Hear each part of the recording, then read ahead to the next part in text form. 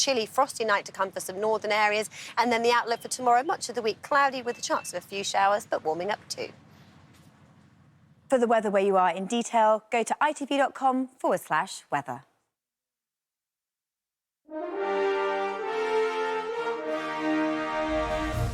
Good morning, Britain. Rescue mission in Mariupol. The evacuation of women, children and the elderly from the besieged city is resuming imminently. This is after weeks of those people being trapped underground.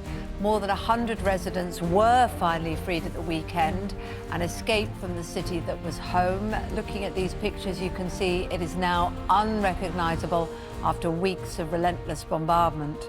Well, the Commons clean-up operation next on our agenda as the government faces pressure to stamp out misogyny and harassment in Westminster. The Speaker promises urgent and radical action to end the culture of sexism embedded in Parliament.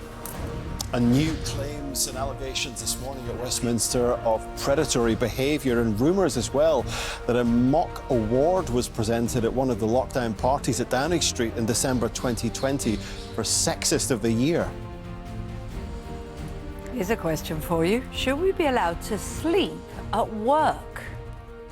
I'm cabin crew, so I take naps quite often. It's great, and it just makes you more proactive and productive when you get up from your nap. As a recent poll reveals, half of young workers say a quick kip would help their well-being. We're asking, does a power nap boost productivity, or is it just lazy to have a lie down? Lots of you have been in touch on that, so keep that coming in and that debate coming up.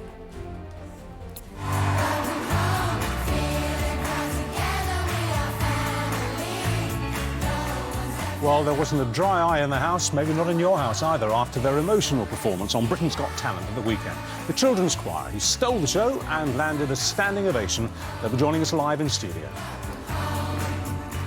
Monday, 2nd of May, 2022. Live from Television Centre in London, this is Good Morning Britain with Kate Garraway and Richard Madeley.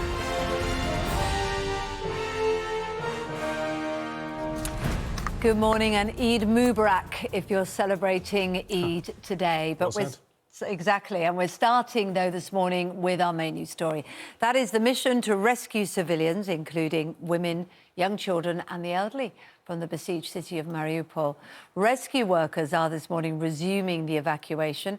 That is provided Russian forces keep their promise to uphold a ceasefire. Well, they have a history of breaking them, don't they? Ukrainians, including civilians and soldiers, have been living, if that's the right word, barely surviving, I think, under a huge steelworks in the port city, a network of underground tunnels and deep bunkers. One evacuation convoy was allowed to leave yesterday, as Kate said. It seems to be going OK. It's expected to reach safety within the next few hours. But many hundreds of people remain, fighters and civilians and children. Juliet Dunlop has this report.